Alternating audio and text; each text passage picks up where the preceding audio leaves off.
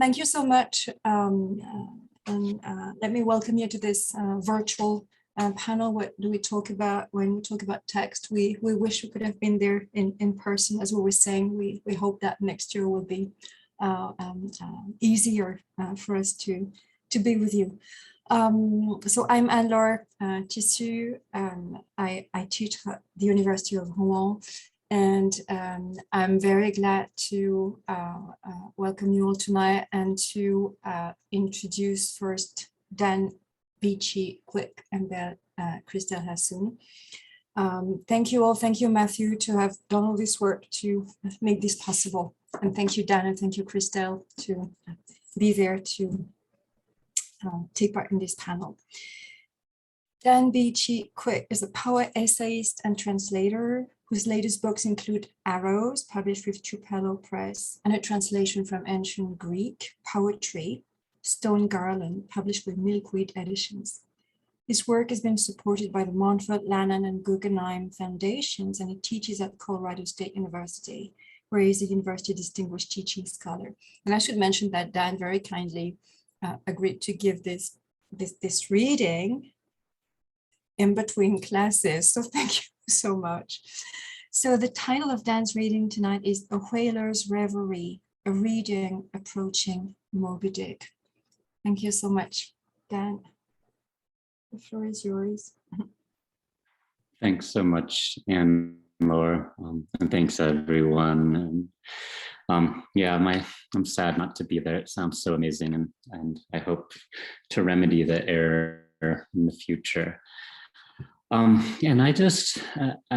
I'm mostly going to just read from work that I've written over the past many years, decades, honestly, that are a kind of reverie and in revolution around a book that has really been the center of my creative and intellectual questions, which is Herman Melville's Moby-Dick. Literally the first book that I ever read outside of a college context that I had to make sense of in some way on my own. A process I feel like I've never stopped participating in the odd nature of that book's tremendous difficulty and tremendous insight.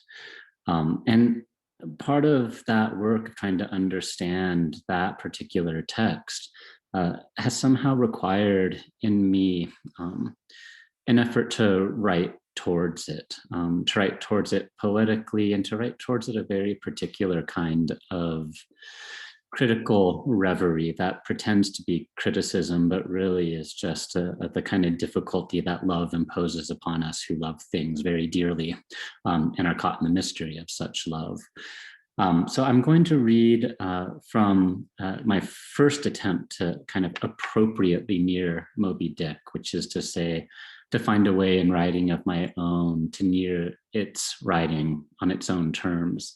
A book that was published now nearing on 20 years ago from the sadly departed Asada Press. And the kind of guise of this book is that it's written in 5 different sections, each an anagram of Leviathan, and taking these kind of different approaches, poems that are entering into the psyche of different characters, poems that seem to be entering into those given characters' relation to language as such, in very particular kinds of ways, and then poems about the whale itself.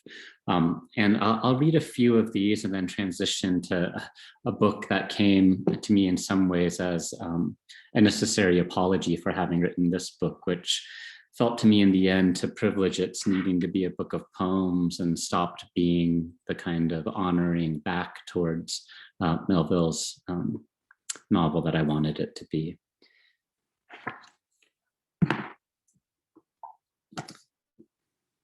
Exegesis of the first words spoken, Ishmael.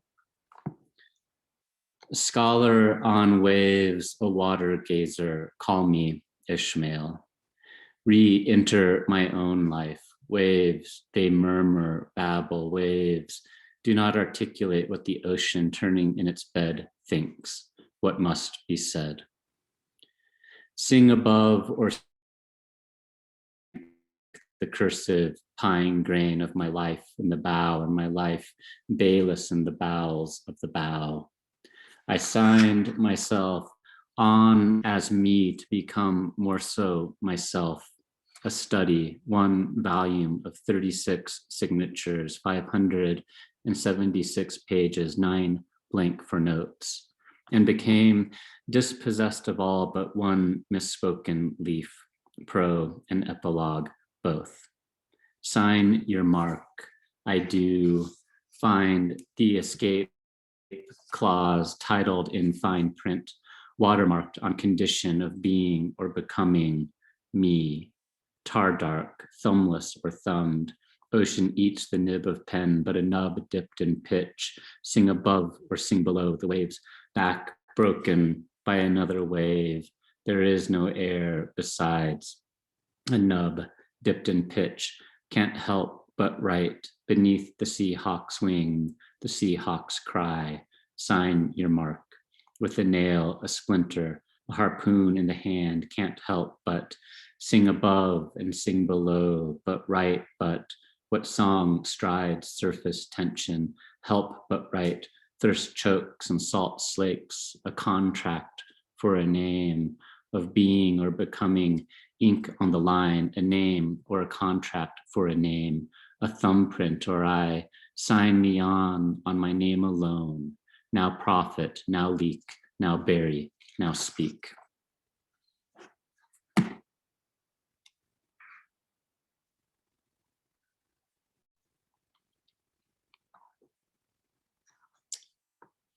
And I'll read an Ahab poem. Measure altitudes on ivory parchment. And if you'll remember, on his leg carved from the jawbone of a sperm whale, he had a little tablet there that he would write down the arithmetic to figure out latitude and longitude. Taking direction on the wound always struck me as a powerful analogy of a kind. Godless, a deaf man can bear the mute God tongue sounding, not quite.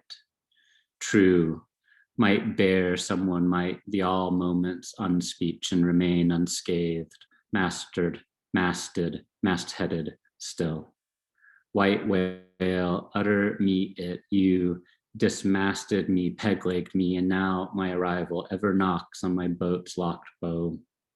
Open to depths I am as no other man is, rigged, a masthead etching a line into the sky's blank page, a jib billows on breath, inspires, never exhale, and the book's written, inspiration is all. I'm a darker ink, but one breathes, even I breathe, and the white whale must surface to breathe. At inspiration's arc, strike the blade, a possible wound. Chart depths, I do chart depths. The captain must on the jaw of a whale stand thus employed. Study, yellowish sea charts spread, the various lines and shadings, and with slow but steady pencil trace courses over spaces that before were blank. I am below the pewter lamp that casts shadows at the boat's sway, that lines the lines of my brow. The mind at depths, does it equal ever the ocean in depth? Does it shallow at love or fathom the whirlpool uncorked of madness? Does rage raise rocks, reef, or wonder? Faith would no hand map a line on the head of the mapper. I fathom my own thoughts. Where ocean shallows, I shallow, I'll swallow, I remember, I'll be. Sounding ends because a breath must be taken. A man knows a breath must be taken if ever he's meant not to breathe. They don't forget, I didn't. The dark odor of the mouth that opens to breathe from the ocean, its ever last breath is ours, that breath is mine. Captain, where will the white whale be found? The white whale rises up, respirates on, in that technical phrase, the season on the line. I'm inking it in equator, the dark line.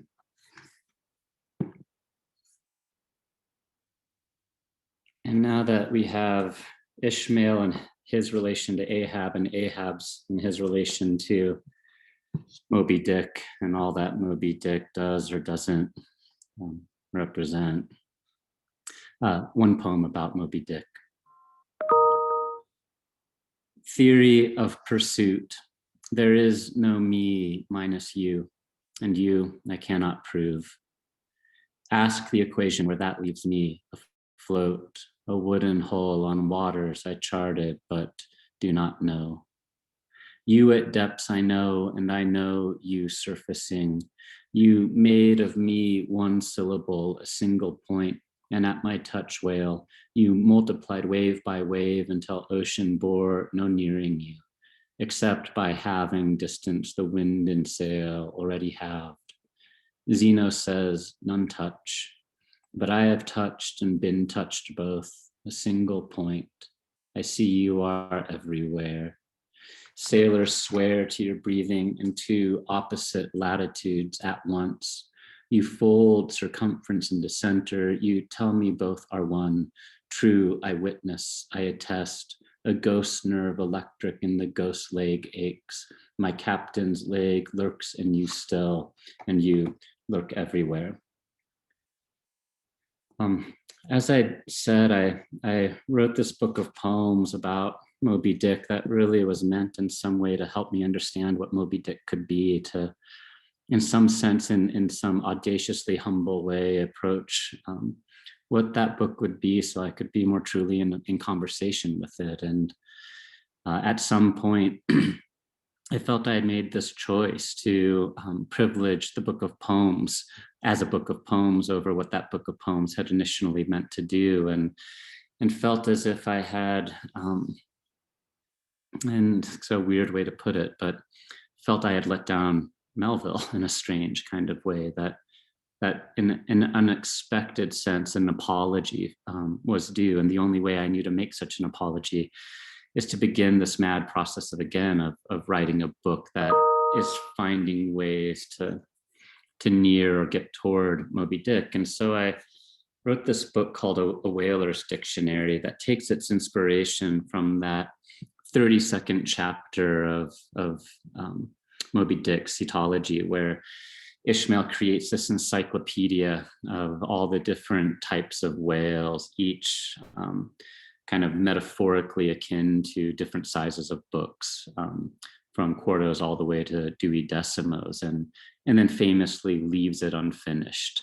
And I took that idea to kind of create a dictionary of my own, one that is not meant to be read from first page to last, that you open up to any given entry in the dictionary, and underneath it are a set of references that take you to another passage, with this thought that in many ways, this book would offer an opportunity for thinking about Moby-Dick along Moby-Dick's own terms, which is you rise up and have an idea or a breath or an inspiration, dive back down underwater, and by some occult circuit, begin linking point to point. And I wanted to create a book of literary reverie that offered multiple interpretations. And I thought I would just kind of start with one, and I think given the time I might read just this one, but kind of pick up right where I ended in the other book, with Ahab thinking about the whale and keeping track of the location of the pequod on the little post attached to his ivory leg, and thinking about the whale that, according to the book, I don't know if it's true, but in the book, it says that the whale's digestive process is so slow that it was likely that Ahab's leg was still extant in it somewhere. And that thought of the whale holding in its gut Ahab's leg that he sometimes still feels is behind this entry. Whale, ghost. A sailor and a whale suffer from the ocean the same threat. Both can drown. Both breathe on lungs. The whale's blood is warmer than a man's. Sailor and whale share a living principle, but in their lives and in their deaths differ almost completely.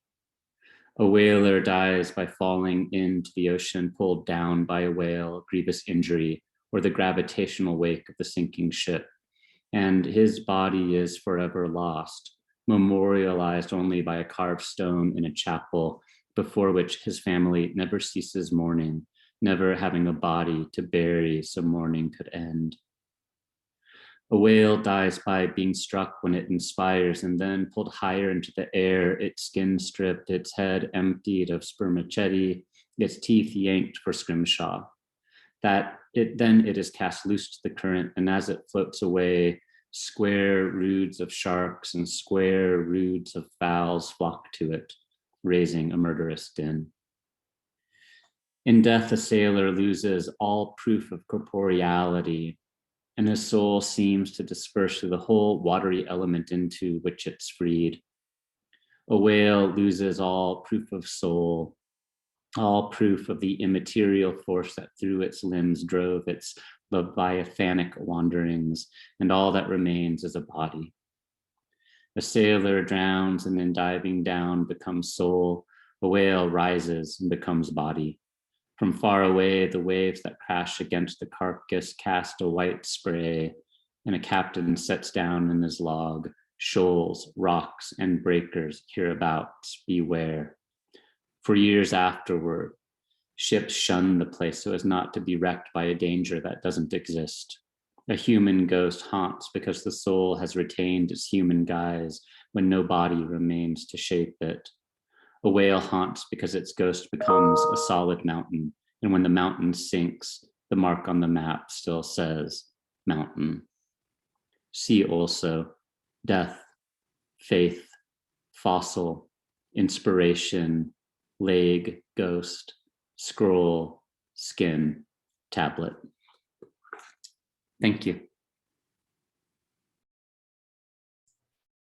Thank you so much, dear Dan. It was a very powerful reading, and I'm glad that you opened this panel. It's going to be very difficult to speak after you, but I knew that.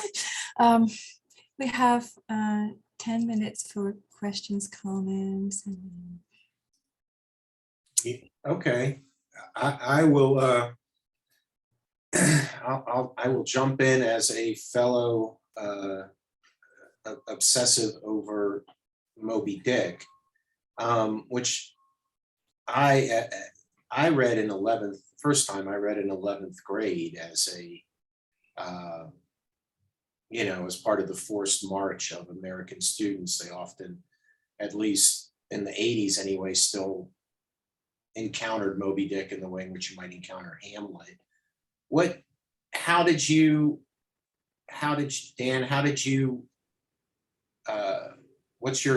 What's the story here on how you first stumbled across Moby-Dick?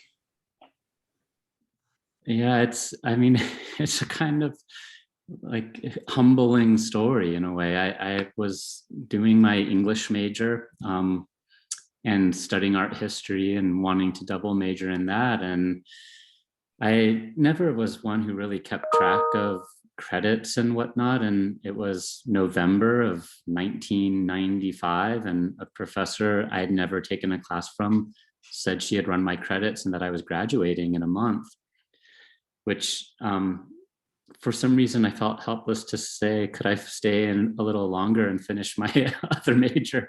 I just accepted it like fate, which is probably one sign of my Melvillian tendencies. And so I graduated early and was, just kind of bewildered by that fact.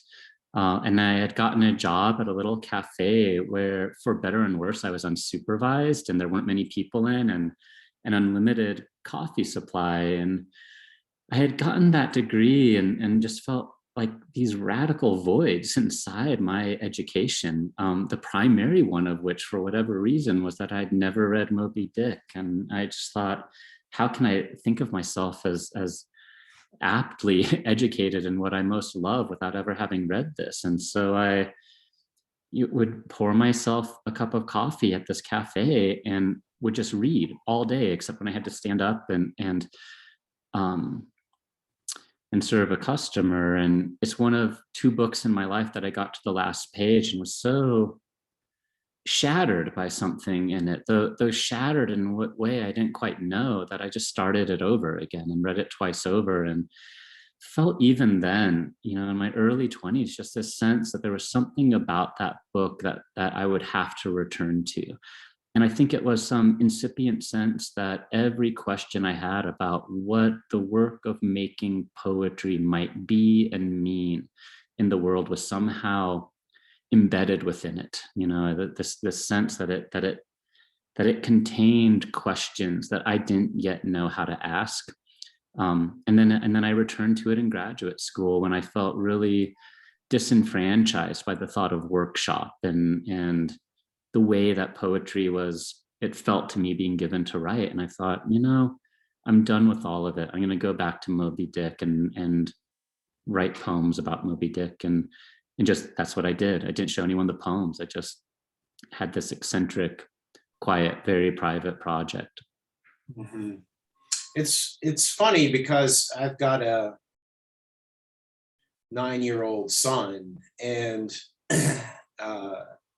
when I take him to school, he likes to listen to the news now. The good, the bad, and the you know, all of it.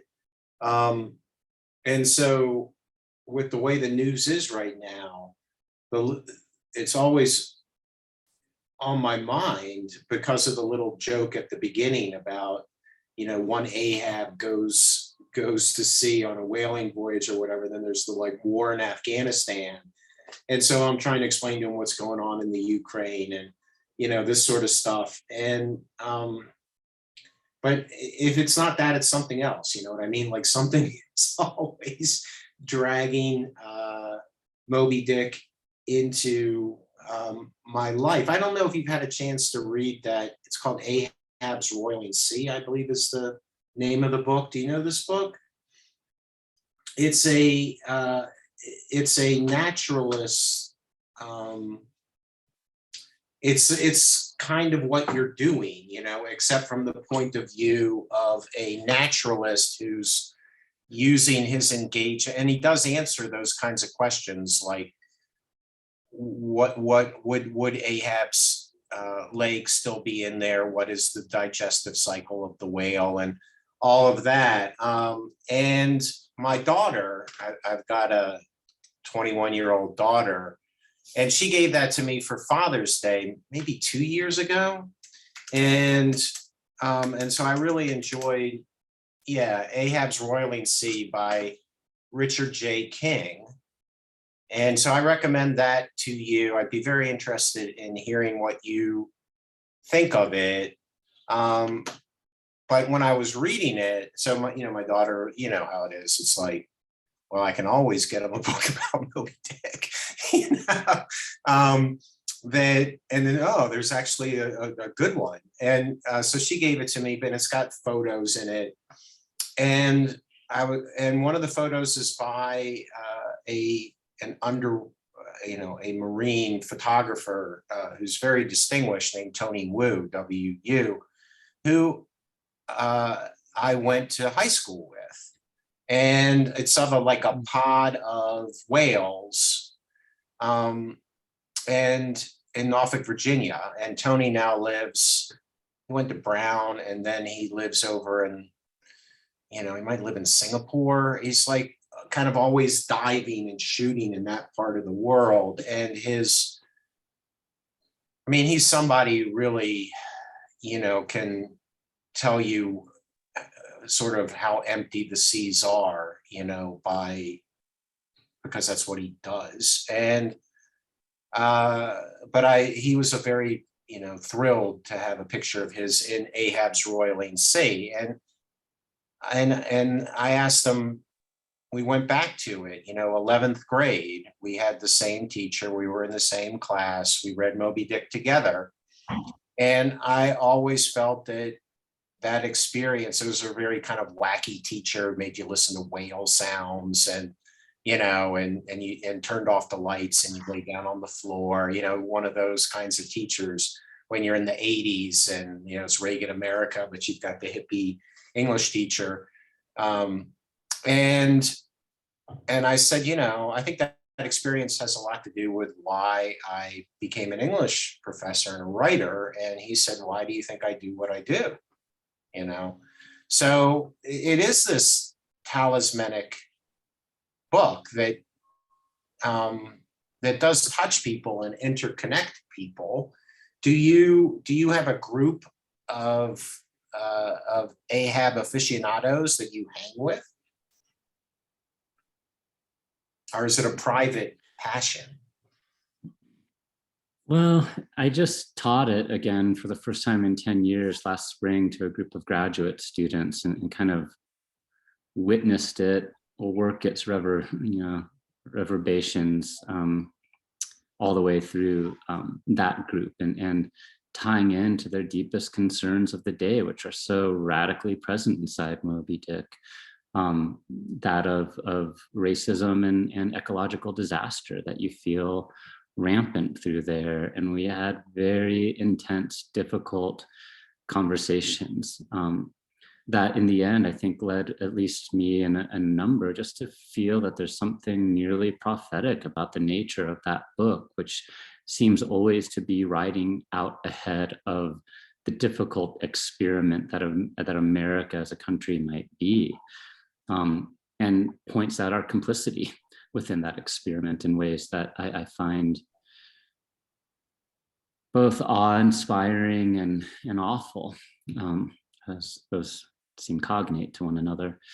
I don't talk with Moby-Dick a lot to other people because I get so weird about it. But I am, somehow this poet that that people know things about Moby-Dick and people reach out and have for decades now. And I also get a lot of weird Moby-Dick inspired gifts from, like Moby-Dick bookends to whale bottle openers, more than one. So I think, I understand that aspect of the gift too. I'm gonna go check the library and see if we have this book too. Yeah. Thanks so much. You'll have to let me know what you think of it. So perhaps we should move on to our next presenter. Yeah, I was going to ask you, Dan, if since your relation to language is poetic, what was poetic about Moby-Dick? But I guess you answered that in terms of the questions. And so I guess it's the kind of book that prompts more writing in the way that Derek Attridge defines literary genius. I think the idea of a work that prompts other creative works to develop from it. Thank you so much. So I'm the next speaker. So let me introduce myself again. I'm Anne-Laure. I teach American literature and translation at the University of Rouen, France. And I'm also a translator.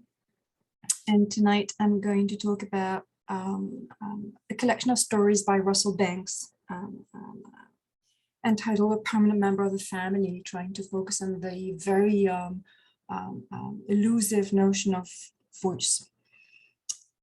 The question of why write literary criticism and more largely why talk about literary text, as well as the related question of how to write and talk about it, have been on my mind for a long time, as I guess happens with teachers of literature. One obvious, though limited answer is to help promote a work, but it's far from always being the case. Such motivation necessarily combines with a larger, more common one. One talks and writes about literary text to share a passion or enthusiasm. Another expectable justification is to take part in a collective effort of literary research. Here, an individual enterprise consisting in developing one's knowledge and sensibility needs a collaborative expansion of culture. Following Pierre Bayard's definition of the word in his essay Comment parler des livres que l'on n'a pas lus, or How to talk about books one has not read, culture should not be thought of so much in terms of an accumulation of data about individual works, literary works in our perspective as of developing links between works. A cultivated person, in Bayard's definition, is able to relate works of different times and geographical areas, thus trying to acquire a global perspective. Culture would thus amount to an ability to locate works in relation to others through comparisons meant to enhance both parallels, points in common, and individual specificities. It also amounts to locating oneself in relation to works and other readers through an activity of linking and mapping, which contributes to the development of a community. Thus, literary research involves self-discovery along a complex process of immersion. We're still in the Moby-Dick environment, immersion, comparison, and projection at both stages of reading the text and writing or talking about it. One may discover or find confirmation of specific interests, sources of unease, some enlightenment about the reason for having chosen the work under study. Why is it that some works seem to address us compellingly? Is it because we can identify with the characters? When I look at the most marking reading experiences I've had, it is hardly ever the case that the characters are anything like me. It is rather that the work allowed me to project and question myself, who I am, how I think, behave, and react, according to the process of refiguration. I'm not sure about the English translation of the refiguration in French, theorized by Paul Ricoeur in Temps et Récit, Time and Narrative. The reader who originally feels defamiliarized by reading then freely invests the fictive world offered to her, thus extending her perspective, her perceptive possibilities, and creating meaning in her life through a reorganized vision of its elements. Marielle Massé comments that, and I'm quoting her, to interpret the text is to understand oneself in front of the text, in her essay, Façon de lire, manière d'être, ways of reading, ways of being, published in 2011. How is that possible? What is it in the text that can sometimes so forcefully drive me into this complex dual process of simultaneous erasing of identity and identification? I will try to argue that the reader may feel addressed by a voice arising from the text. Let me now take the example of Russell Banks' collection of stories, A Prominent Member of the Family, to illustrate my point. The short stories format allows little space to develop portrayal. Indeed, characters are hardly described physically in Banks' collection, and they come to life through voice, internal and external, their thoughts and spoken words. An explicit attention is paid to voice. For instance, in the story entitled Searching for Veronica, whose female narrator is said to have, quote, a nice whiskey and cigarette voice, unquote. Beyond such physical manifestations, a voice arises in a text from a singular use of language, including idiosyncrasies and language deviations.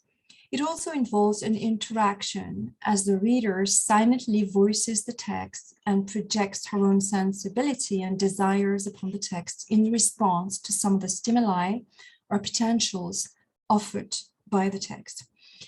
Derrida, I'm not going to delve much into Derrida's thought because it's very daunting for me, but still, Derrida insisted that commentary should add to paraphrases or descriptive practices, something that comes from the reader herself, that this should produce or unearth relations between what is apparently intentional on the author's part and the text itself, thus weaving networks of echoes.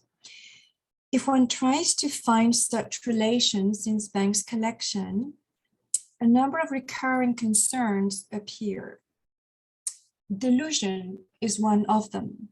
For instance, Conrad's sense of honor as a former Marine, the title of one of the stories, while he has turned into a bank robber, is an instance of delusion. Another example, Billy talking to his invisible parrot, the title of another story, or Ventanas believing she has made friends with the watchdog, the ferocious watchdog that has been keeping her on the roof of a car by night.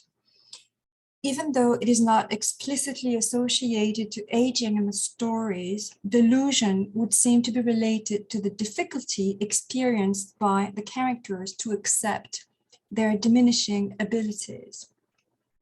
All along the collection, aging is manifested through recurring references to the pain created by daily motions, to decaying or damaged organs, to worn down looks, to hearing aids, and perhaps mostly to the deaths of fellow beings or animals, which, as if metonymically, send one back to the prospect of one's own coming death. Delusion also goes hand in hand with being alone as one of its side effects that in its turn may contribute to the character's isolation. In the story Former Marine earlier mentioned, Conrad is reduced to small talk with a waitress and synthetic messages received from his hearing aids. In the story The Invisible Parrot, Billy entertains a conversation with an imaginary parrot perched on his shoulder. Ventana, who is isolated racially and economically, believes she developed a relation of trust with a fierce watchdog, which eventually lashes out at her and bites. From the stories, a chorus of endurance arises, a la Toni Morrison, and of dreams too. The dream for the desired baby in the story entitled Christmas Party, the teary-eyed couple breaking up, the newly remarried wife adopting an African baby. Desire for a life of performing in the story entitled The Green Door, as the aging, disillusioned bartender gazes at disco star Cher's chorus. Despite the disappointments and pain brought about by life, the characters retain an interest in others and their stories, or discover said interest, as is the case for Howard, the character in the story entitled Transplant. After having resisted meeting the young widow of the donor whose heart saved his life, he finds himself weeping as he draws her close to him, and they remain motionless in each other's embrace when she listens to her dead husband's heart. The story stage many a situation of listening to another story, the narrator often paying attention to the speaker's grain of voice, to pick up Roland Barthes' term. In the already mentioned example of the female speaker's, quote, nice whiskey and cigarette voice in Searching for Veronica, the narrator also acknowledges his interest in, quote, the way she told the story. Indeed, attention to others develops not only through the explicit meaning of words or the communication function of language, perhaps, as through individual fluctuating tones and rhythms, or perhaps the phatic or performative function of language. The link between speaker and listener in the collection of stories relies on modest, discrete manifestations, which, as I would argue, suggest emotion while avoiding pathos, thanks to the distance introduced by an emphasis on the materiality of language, or maybe the poetic nature of language, perhaps. How could those material qualities make up the phenomenon of voice in the text? How does it differ from style? First, I'm submitting this hypothesis for its oral dimension, or linked to the spoken, aloud, or in one's head, for its being related to and dependent on breath. Hence, voice is vulnerable, but also malleable or plastic, and may go through a whole range of rhythms, sounds, tones, stress patterns, and accents. Secondly, I would argue that the voice is perceptible in a text for its power to create relation, hence the reader's sense of being addressed, concerned, or that the text speaks to her.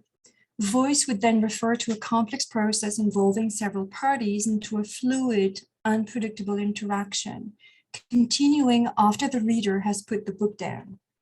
Along those lines, voice would then vary with each reading and pursue its variations in the reader's memory.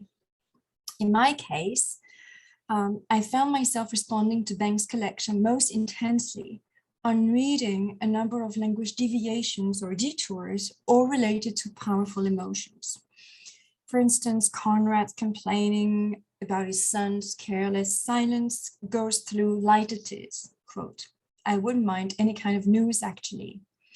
In the story entitled The Outer Banks, the female character's emotion after the dog has been hastily buried in the sand shows in a perversion of speech, amounting to closure, quote, she spoke slowly as if to herself, unquote. The most blatant distortion appears in the story entitled The Green Door, through the disease of one of the regular patrons of the bar, creating an awkward comic effect, quote. Enrique folds his paper and says, back the fuck off, white bread, or I'll cut your fucking nuts off.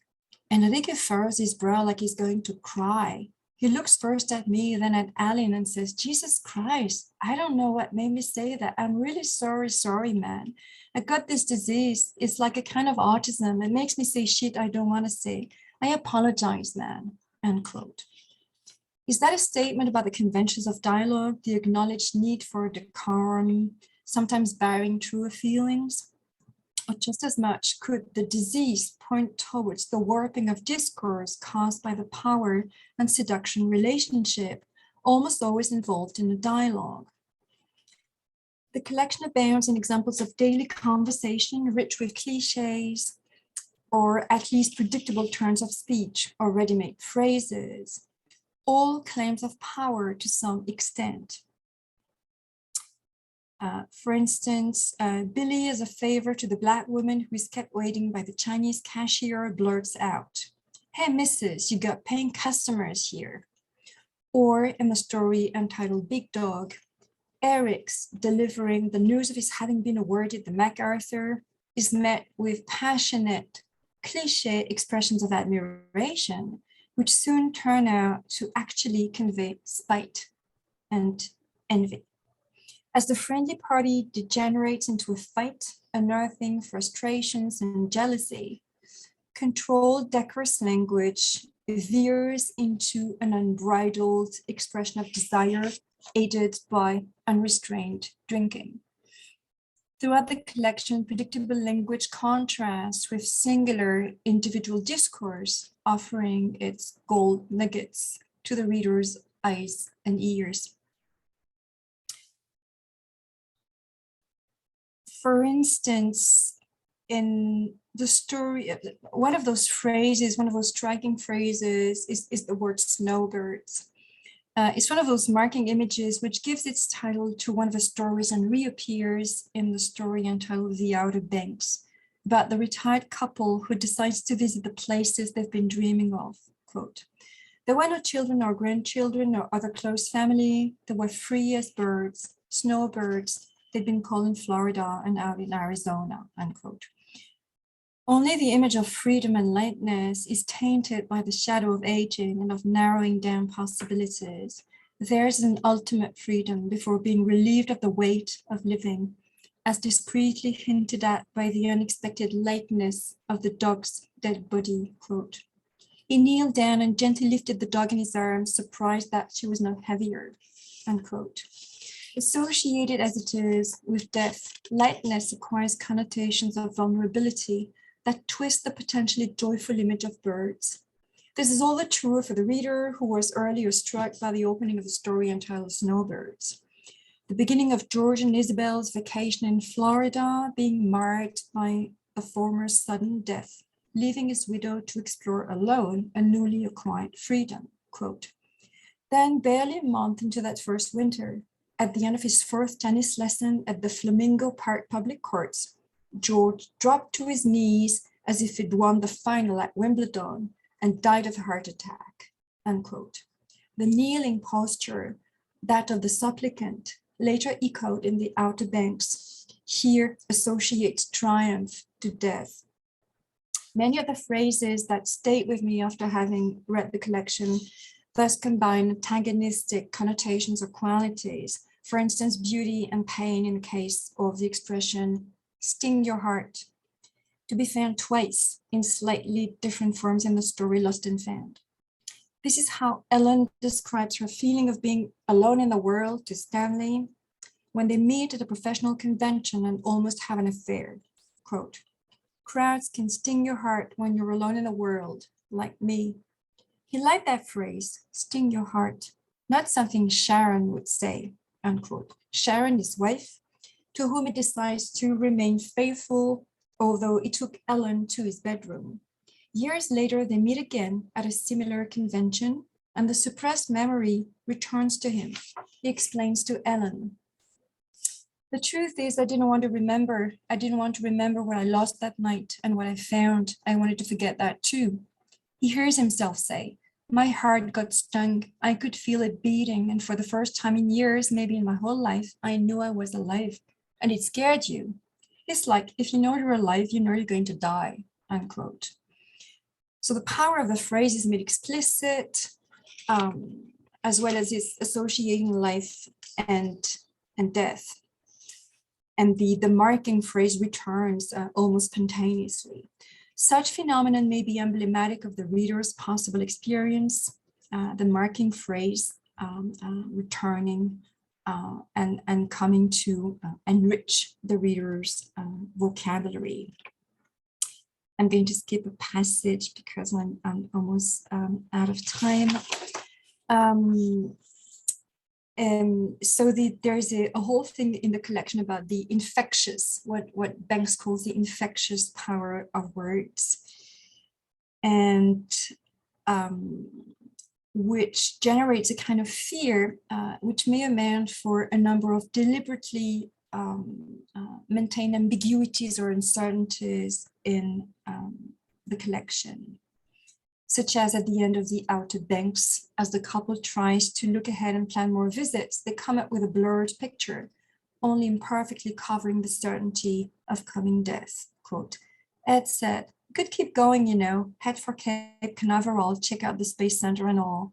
She said, they shut the space program down. I thought, I guess maybe they did, unquote. Indeed, the Outer Banks symbolizes the ultimate limit, an idea that may also be read in the very title of the collection, A Posteriori, once the reader has grown familiar with the stories. How could one be a permanent member of the family if not a dead member? In the face of the common sobering knowledge of their mortality, the characters still try to go on living, struggling, each in their own way to cope with the hardships of life and receive hope and comfort from moments of tenderness. So I'm going to jump to the conclusion. Moments of tenderness run throughout the collection, often associating tears and scenes of embrace, as I mentioned earlier. Scenes of embrace and tears in this collection seem to encapsulate both the sadness of life and its joys, a whole range of emotions in their vibrant intensity, as emblems of endurance. They brought to my mind Toni Morrison's work yet again, more particularly the Slaves, Songs, and Beloved. I'm going to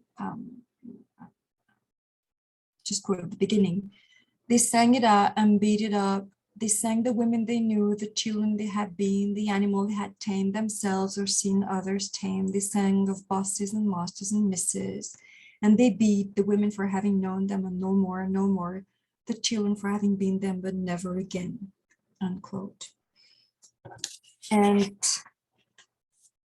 an equivalent for me as a reader from Banks' collection would be, would read along those lines. Sting your heart, free as birds. That and the way she told it. I guess maybe they did. She was crying though. It's like if you know real life, you know you're going to die. Assume everything is a lie. This, everything. This is how the collection goes on living in me, still arousing intense varying sensations and feelings. having enlarged the range of my perceptive possibilities, as well as the vocabulary of my emotions and ideas, to become part of the music of my life. Thank you very much for your attention. I'm sorry that the end of the quotation must have remained obscure because I had to skip the comments about those quotations. But I didn't plan my timing correctly. Thank you so much.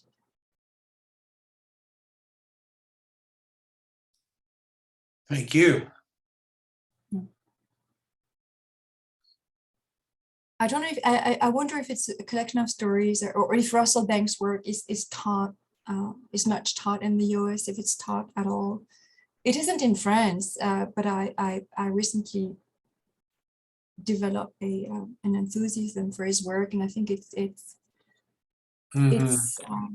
accessible for French students. The language is not so difficult that and since there's much about marginal figures, and it's usually an interesting book to teach.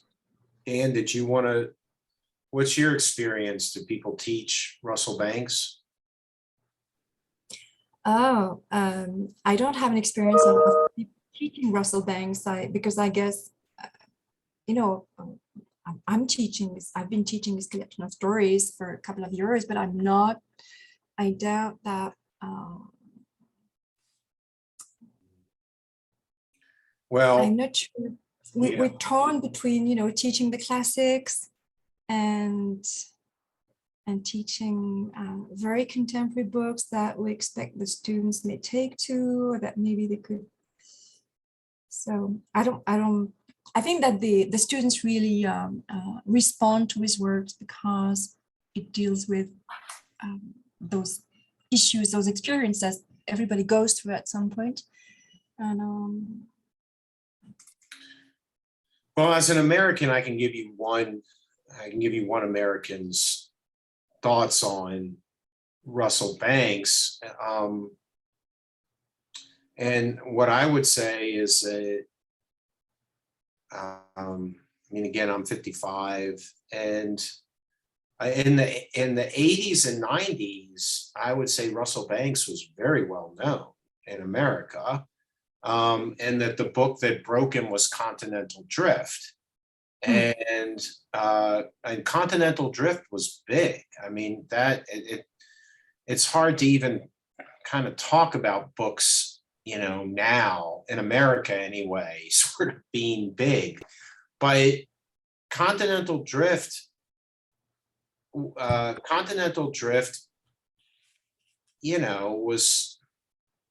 kind of like put him up there with somebody like E.L. Doctorow, or maybe even at that point, very popular writer like Toni Morrison. Really, I would say Russell Banks. Mm-hmm. And then the thing is, he benefited from Affliction, and then the movie. If you've never seen Affliction,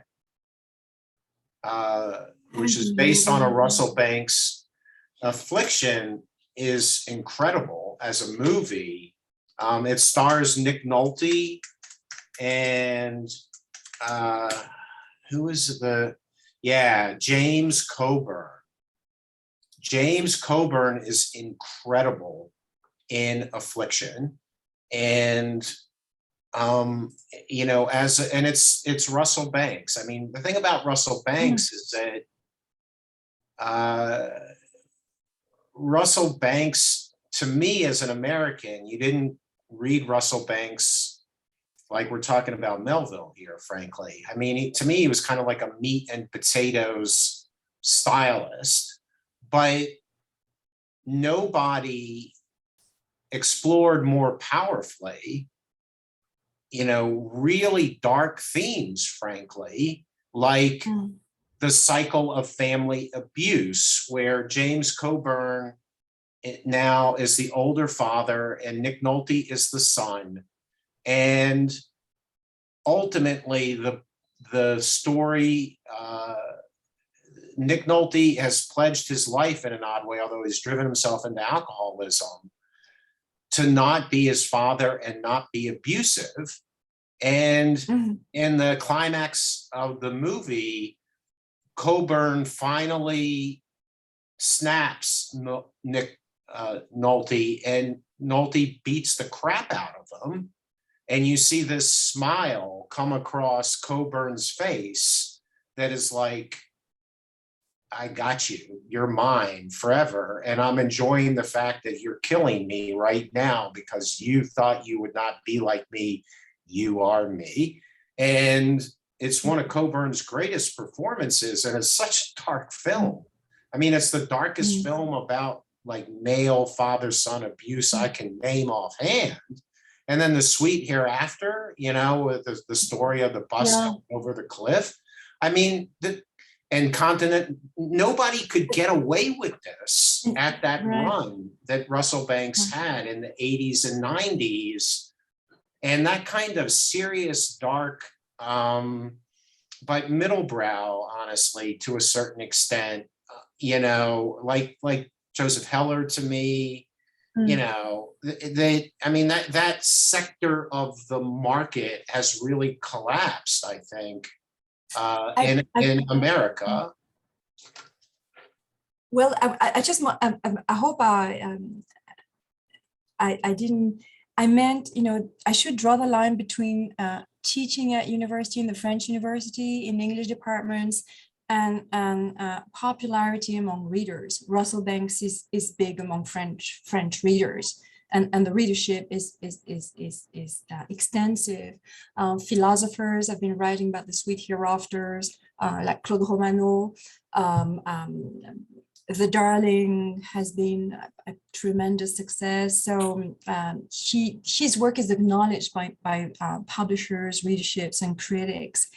Then teaching his books is a different thing for so many reasons, you know, syllabi and or competitive exams. But as a writer, he's quite popular in France, and I agree with you. His novels are. I don't know all the stories, but I know a number of the novels, and I find them really. The language is demanding, but it remains accessible reads, I think, and as you said, the family issues, all those can make a readership concern. And I was trying to argue that there's this voice, very warm and human that comes out of his books, I feel. I definitely try to watch the movie. I know the movie. Yeah, I saw him read once. I saw him read once when I was. I did. We were talking. Dan was talking a little bit about creative writing programs and the pluses and minuses of them. And I did the creative writing program in fiction at NYU from 88 to 90. And so this was after Continental Drift had hit, and Affliction, I want to say he read from it, but I remember, but it was in the sort of open common space of the English department at NYU. It may have been 30 people who went to the reading. And what I remember more than anything else, frankly, is somebody asked them to talk about the difference between writing a novel and writing a short story. And Russell Banks said, writing a short story is like smoking a joint, and writing a novel is like shooting up when you start. And then by the time you hold the novel in your hand, it's like you've gone all the way through the constipational phase and you finally got it out, and you just flush and don't even want to look at it anymore. Next question. And I thought, that's a Russell Banks answer if ever there was a Russell Banks answer. Right. Well, thank you. Thank you so much. It's time to listen to Christelle now. So Christelle Soon-Lahaye completed her PhD in American literature at the University of Rouen, France. Her research interests mainly focus on the construction of a complex and multiple identity in ethnic American literature.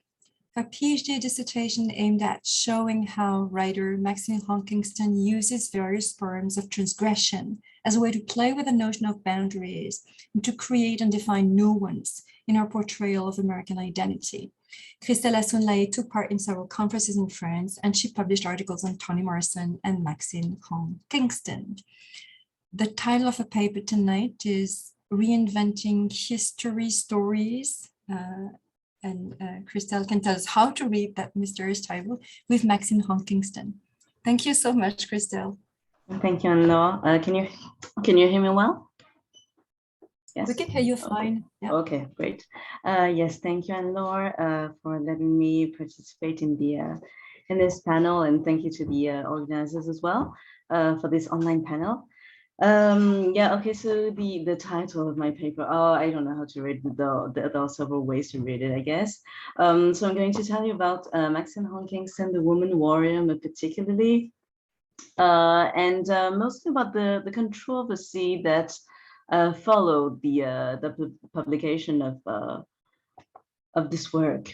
So okay, so the publication of Maxine Hong Kingston's The Woman Warrior, Memoirs of a Girlhood Among Ghosts in 1976 led to a flood of praise and criticism. The views were very much opposite. It was widely acclaimed in the United States and even won the National Book Critics Circle Award for nonfiction, while at the same time being deemed racist and overly simplistic by critics such as Frank Chin. Though it is obviously not uncommon for a literary work not to gather unanimous appraisal, the feud between Chin and Kingston that the publication of Kingston's first work gave birth to proved to be excessively virulent. Amongst other things, what sparked the rivalry was that The Woman Warrior did not seem to meet Chin's expectations as much as it did meet most of the readers' expectations.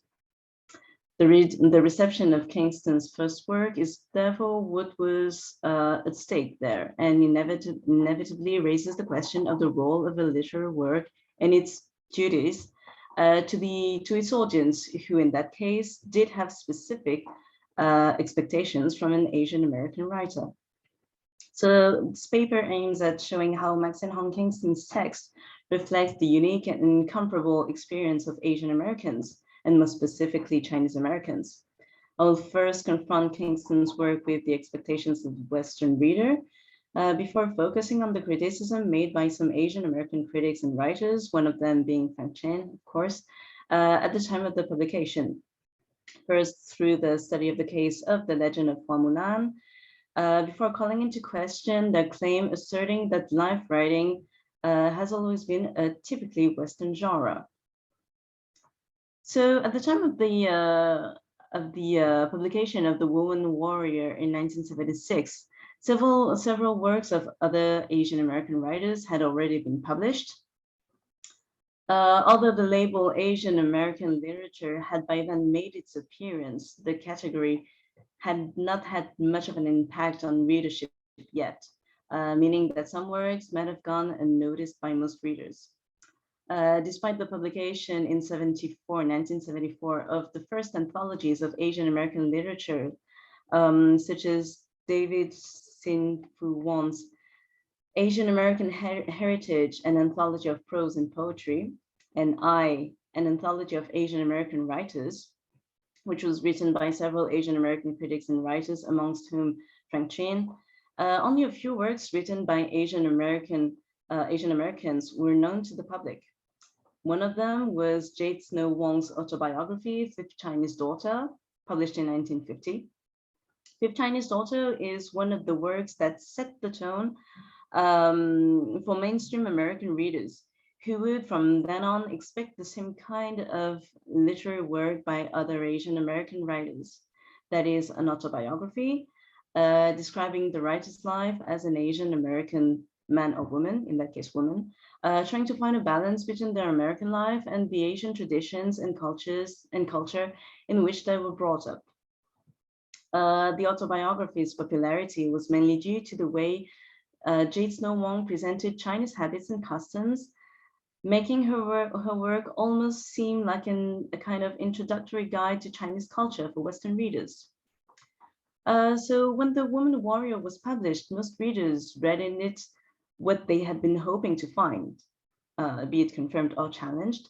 That is, what Kingston herself called, quote, the stereotype of the exotic, inscrutable, mysterious Oriental, unquote.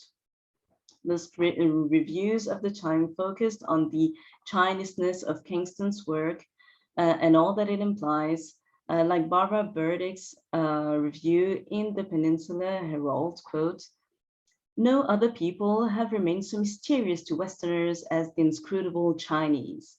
Even the word China brings to mind ancient rituals, exotic teas, superstitions, silks, and fire-breathing dragons, end quote. As Kingston herself states in her essay, Cultural Misreadings by American Reviewers, what the reviewers call inscrutability, in fact, merely shows their ignorance.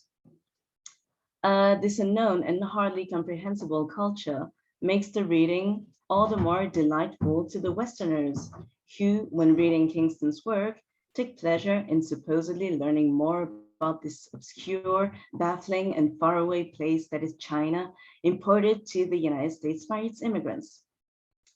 What is striking in The Woman Warrior is its hybrid, what I call its hybrid nature, which actually emphasizes its queerness. It was published as a memoir and labeled nonfiction, a genre that Western readers were quite familiar with regarding Asian American literature, thanks to works such as previously mentioned, Jade Snow Wang's Fifth Chinese Daughter, or even Yu Wing's My Life in China and America, published in 1909. What is to note, though, is that even if most of the work of Kingston's work is indeed written in the first-person narrative, not all elements from the text are autobiographical, and the text blends other genres that, strictly speaking, should not be included in any kind of life writing work. However, this hybrid nature did not in the least bother Western readers, most Western readers, who associated with the fictional and fictitious elements of the text with the exoticism they were looking for. So the example that best illustrates the woman warrior's hybrid nature is Kingston's rewriting of the legend Hua Mulan, which in the novel, the work is spelled Fa Mulan. In the second chapter entitled The White Tigers, the narrator goes from narrating her memories of her childhood and of the legend of Hua Mulan to actually embodying the woman warrior through the simple skip of a line in the text. Kingston's rewriting of the legend clearly and purposely underlines her intention not to give a strictly faithful account of the legend as it was given to her, as she believes, quote, myths have to keep evolving and growing to be useful or they die, end quote. Some notable differences can be found in Kingston's version of the myth. For instance, this is just one of the numerous examples. Her version mixes two different stories when the parents of the character, Mulan, carve words on her back. Quote, we are going to carve revenge on your back, my father said. We'll write our oaths and names. My father first brushed the words in ink, and they fluttered down back, row after row. Then he began cutting. To make fine lines and points, he used thin blades. For the stems, large blades. The list of grievances went on and on. If an enemy should flay me, the light would shine through my skin like lace. At the end of the last word, I fell forward. Together, my parents sang what they had written, then let me rest. My mother fanned my back. We'll have you with us until your back heals, she said, end quote. This passage directly refers to the story of a Chinese of Chinese military general Liu Fei, who had 4 words tattooed across his back. The blending of this story with the legend of the woman warrior contributes to the hybrid nature of the text, but also gives a new dimension to the characterization of Mulan. While such changes must have at least come as a surprise to the ones familiar with the Chinese legend, critics like Franchin were, to the very least, very upset with the writer's version. In The Big Eye, an anthology of Chinese American and Japanese American literature published in 1991, he affirms that, quote, myths are by nature immutable and unchanging because they are deeply ingrained in the cultural memory, or they are not myths, end quote. And condemns Kingston's rewriting, accusing her of racism. Quote, Kingston, with the stroke of white racist genius, attacks Chinese civilization, Confucianism itself, and where its life begins, the fairy tale. She, the victim of Chinese misogyny, says that the Ballad of Mulan, the children's game chant, a fairy tale playing on the sound of weaving, is the source of the misogynistic emphasis of Chinese ethics. She takes Fa Mulan, turns her into a champion of Chinese feminism and an inspiration to Chinese American girls to dump the Chinese race and make for white universality, end quote. Furthermore, he claims that the autobiography is quote, not a Chinese form, quote, but, quote, a traditional tool of Christian conversion, end quote, and that every Chinese, quote, every Chinese American autobiography and work of autobiographical fiction has been written by Christian Chinese, perpetuating and advancing the stereotype of a Chinese culture so foul, so cruel to women, so perverse that good Chinese are driven by the moral imperative to kill it, end quote. So speculation has been made on why Frank Chin took to attacking Kingston's writing so often and so violently. One possibility being that Chin was jealous of Kingston's outstanding success. But Chin's criticism of the woman warrior nonetheless raises the question of the reader's expectations as much as the Western readers' general acclaim of Kingston's work. In both cases, the readers have projected their expectations and knowledge of Chinese culture on the writer's work, which have oriented their reading and interpretation of the text. The reasons for Chin's utter rejection of the woman warrior are exactly the same reasons that made the work attractive to most Western readers of the time. The contrasting reactions to the woman warrior and the very hybrid dimension of the text call for a more thorough understanding of Kingston's writing and stance as an Asian American writer. In her essay, Cultural Misreadings by American Reviewers, Kingston points out that most reviewers did not consider her as American and her work as belonging with American literature. Quote, another bothersome characteristic of the reviews is the ignorance of the fact that I am an American. I am an American writer who, like other American writers, wants to write the great American novel. The Woman Warrior is an American book, yet many reviewers do not see the Americanness of it, nor the fact of my own Americanness, end quote. Likewise, most readers' misunderstanding of the second chapter dealing with the legend of Mulan shows the discrepancy between the writer's intention and the effect on the reader. Quote, how stubbornly Americans hang on to the Oriental fantasy can be seen in their picking the White Tigers chapter as the favorite. Readers tell me it ought to have been the climax, but I put it at the beginning to show that the childish myth is past, not the climax we reach for. Also, the White Tigers is not a Chinese myth, but one transformed by America, a sort of kung fu movie parody, end quote. The transformation that the legend of Mulan has undergone in America is at the heart of Kingston's writing. Contrary to what Western readers were expecting, The Woman Warrior is not about the experience of a Chinese woman in America. Kingston aimed at reflecting the experience of American writers of Chinese descent in her text, but not only. While she does acknowledge that her book is personal, subjective, and singular, She also wonders why no critics have asked whether her work was, quote, typical of human beings, end quote. The life experiences narrated in The Woman Warrior are personal to the writer and may be familiar to some Chinese American readers, but it is also universal in its handling of its in-betweenness that the narrator undergoes as she's confronted with the necessity of making two different cultures collide and blend. This confrontation between two cultures is best illustrated by the hybrid genre of the text. Indeed, Kingston's work was labeled nonfiction, as I said, by her publisher, as it would very likely increase its chances of being sold. But Kingston originally wanted to label it as fiction. Today, the term autobiography does not seem appropriate anymore. It is not. And the text calls for the broader label of life writing work. As previously mentioned, the Woman Warrior cannot be strictly considered as autobiographical.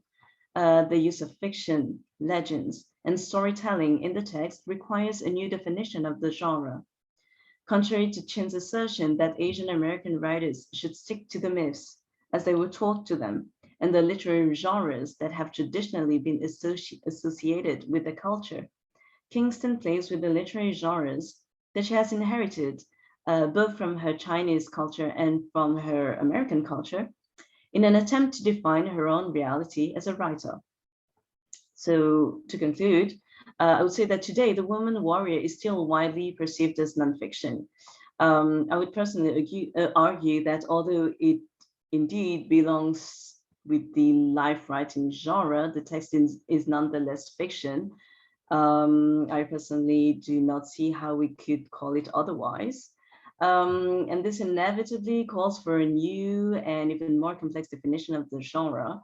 Arno Schmidt coined the term self-narration, which I think would better correspond to Kingston's work as the definition, quick definition, I'll make it very short, of self-narration would be a blending of, well, would be fiction mixed with life experiences of the writer.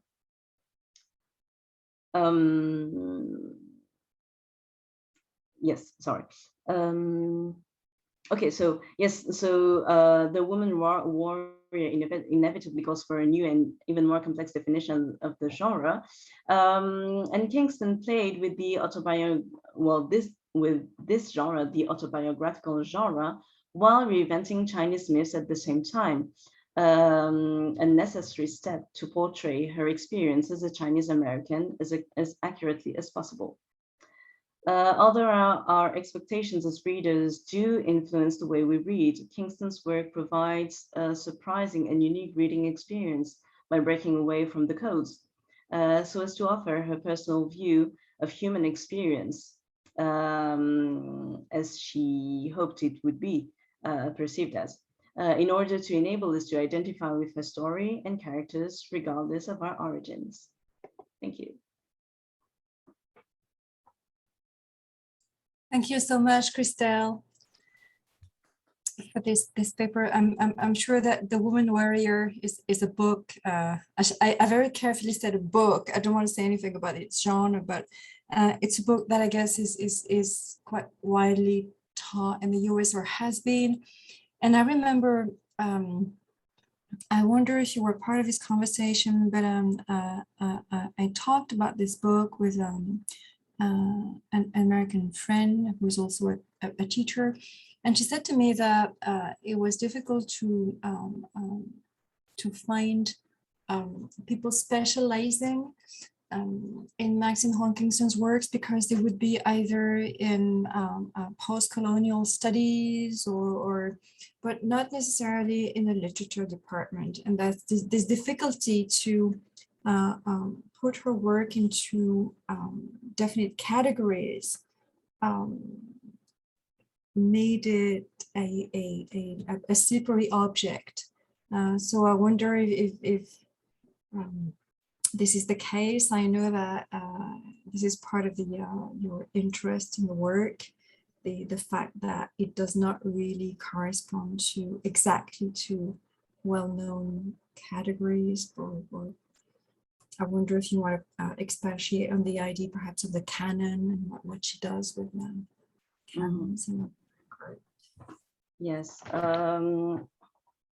Concerning the category that we should choose for Maxine Hong Kingston, I'm not sure about how it is in the United States, but I have the feeling in France that we kind of have this feel this need to put things into categories, and when it comes to literature, I think it is the case. We need to label it, and up until very recently, I think it's been labeled as I said, life writing, belonging to the life writing genre, which I think is the case, obviously, but I'm quite sure that this book is not the only one for which we would have a lot of difficulties finding the exact category.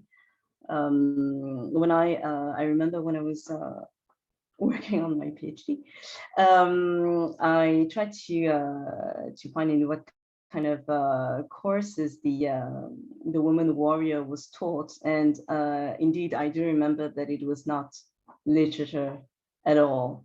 I don't remember exactly right now, but I know that it was not literature, and I found this quite surprising. Well, not surprising, but interesting, I would say. Interesting. I don't know how things are today in France. I'm not sure that anybody is teaching the woman warrior today, but it would definitely be in literature. That's for sure. As for the canon, the question of the canon, well, as you know, it does obviously call into question this the notion of canon, of literary canon. First, because in terms of literary genres, we would not know where to put the woman warrior, and also because in terms of what we would call the great American literature, up until, well, I wouldn't be able to say, but quite recently, I guess, American literature, what was considered as the classics of American literature did not necessarily include works from Asian American literature or other kinds of minority groups, anyway. Thank you. We need to listen to our American friends on the another reason to come here a year from now. I do remember the Frank Chin, Maxine Hong Kingston, at least a moment of the back and forth, because after I did my 2 years at NYU, and as I was saying, saw a little bit of the New York City in the late 80s, you know, this is like right when Andy Warhol dies, and people were, you could still, in the East Village and what they called Alphabet City, avenues A, B, C, and D, you could still get loft space and you still had painters. It was kind of the end of, you know, and there were crack blocks and heroin blocks. And I mean, and now it's all, you know, gentrified beyond belief. But, and then I moved, my wife at the time got a Stegner Fellowship and moved in. So we moved from New York City to, she went to Stanford. And so we lived in San Francisco, and she drove down to Stanford. And this was 90 to 92. So Trip Master Monkey had just come out. And that, in my recollection anyway, that is the impetus really for at least the media really taking an interest in this smackdown that Frank Chin who I believe was, I mean, I think this was a San Francisco thing. I mean, that was the way it felt as somebody who just come to the city, that this was really a San Francisco, Northern California, Asian American community fight. And so I followed it with, you know, as a young writer, I followed it rather intensely. So I do remember that moment, and it is that same, it's a moment that is, what was I? Oh yeah, I was watching a documentary on Amos Oz that was just for, and one of the hats I wear is, I'm on the Jewish Studies, you know, whatever, it's just kind of a program in hold here. We've got so few students and such little money, but we had we showed this documentary and had the director and is a confidant of Amos Oz, who wrote a kind of a memoir about him right after he died. And they show this moment where he's at the UN, and Shimon Peres is there, and Paul Auster, the New York writer, is there, and Rushdie is there, and Rushdie in his memoir, that's like a Kafka, or it's like, because when he was in hiding under the fatwa, he used like Anton Chekhov and Franz Kafka as his nom de plume when he was hiding and checking in. And in that memoir that he's got, he talks about that moment, the late 80s and early 90s, and his own feeling really that this was the last opportunity that writers had, you know, to really influence things, at least in American culture, and that his mixed feelings and his guilt about, you know, not really seizing the moment. But the Chin Hong Kingston, you know, that was part of that moment too. It was a big, it was fought out in the open very prominently, particularly in and around San Francisco. And, you know, I would connect Maxine Hong Kingston's Woman Warrior like to, God, I forget her, Bluebeard's Castle. You know that collection of stories, Bluebeard's Castle? You know, it's like, in other words, Bluebeard's Castle book. You know, Angela Carter, right? Where she redoes like classic Grimm's fairy tales. The Bloody Chamber by Angela Carter. The Bloody Chamber comes out in 1979, a collection of short fiction. And so it's this sort of feminist reimagining of the classic sort of Grimm's fairy tales.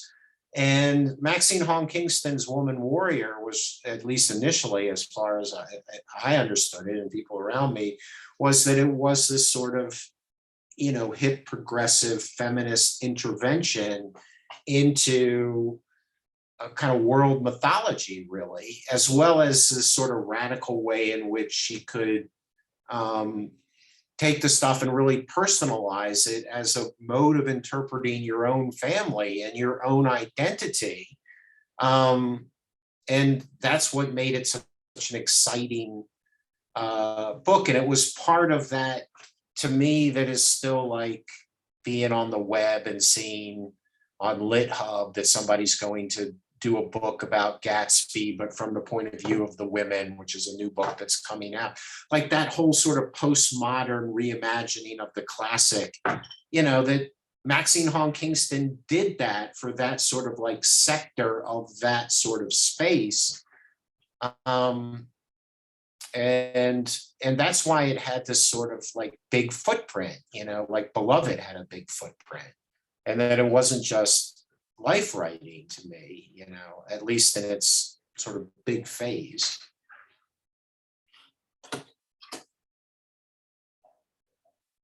So, but I enjoyed the talk very much. Thank you.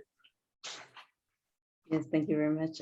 Yes, definitely. I agree, and I think what is particularly enjoyable in The Woman Warrior is the fact that it's, well, personally, when I first read it, obviously it made a lot of sense to me because, well, first it was the first book written by an Asian American writer that I read, so that was amazing to me. And I mean, even in French, I had never read a book written by a Chinese or a French writer of Chinese descent, whatever. So that was very appealing to me, and it made a lot of sense to me because I could identify with a few of the things that I read in The Woman Warriors. So that was really amazing. I remember that feeling, and I think what is wonderful about The Woman Warrior is that for me as a reader, as an Asian woman reading this book, it feels like there's no limit almost in terms of imagination, as you said. It's completely, I mean, it's quite crazy to a certain point. She just imagines what Mulan does, and when she meets at the end of Baron, and then he I don't remember what happens, but he realizes that she's a woman because he sees her breasts, and this is hilarious too, in fact. And I think that well, I mean, I wasn't there, but the feud between Chin and Kingston and Maxine Hong Kingston, it just I guess he had his arguments and his opinions, but as a woman of the 21st century, it does sound a bit to me like he was a bit offended by what she wrote about the image that he thinks it gave of a Chinese American man, which I personally do not agree. I mean, I do not see it as a rant against Asian American males. So yeah, the feud just sounded at some point very, and almost just personal. But anyway. Mm-hmm.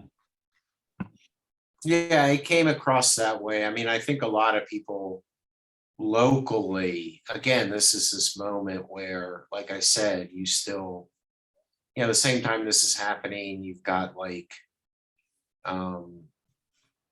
Amy Tan, like just selling like hotcakes. I mean, it's just ridiculous. And the same sort of thing, like, is this a sellout of this culture, you know, or not? I mean, it had that feeling of, an American would say sour grapes, you know, that she just is selling a lot more books than you, you know, and you've kind of dressed up your, you know, your resentment in this other way, but we know what we're really dealing with here. Exactly. Yeah. So, any, you know, I did want to recommend, and I don't speak French, so Anne-Laure, I don't know if you know Malade and Delors, A Voice and Nothing More, but you may find that really interesting. What's the name of the author? I'm sorry, I didn't get the name. I'll type it in here. It's Mladen, Mladen, Malade and Delors, A Voice and Nothing More. and he's part of the Slovenian Troika with Zizek. He's actually a little older than Zizek, and Alenka Zupenic, who's a student of Zizek's, but his book really is about, you know, what you're thinking about. That is the voice. That with Lacan, somehow you're still dealing with the words, you know, it's still the words. Whereas what if the words, you don't focus on what the you know, the words, you're just listening to the voice itself, to the sounds, and how, what you do with the voice alone. And so you might find it less imposing than the Derrida, for example, if you want to theorize the argument you're making a little bit. Thank you so much. I'll definitely look into it. I didn't know the author at all. Yeah, he's very smart, very nice guy. He's come to the conference. He and Alenka came together actually, back when I was a younger man, and but maybe I'll have them back again another time. I guess it's time for us to thank you all very warmly. Thank you, Christelle. Thank you, Dan. Thank you, Matthew. Thank you, Jana and Brendan and Alan Golding. And we hope to be able to get together hopefully next year. And I know that some of you will come into Paris in the spring, in the early summer. So I was about to wish you a good night, but it's only night for us here in France. So I wish you a good afternoon. Thank you for your attention and all the work you put into this panel. You're welcome. Goodbye to all. Thank you very much. Thank you so much. Thank you. Bye-bye. Thank you. Bye-bye. Have a great conference. Bye-bye. Thank you so much. Thank you. All right. Check it. Keep looking for the whale, Dan.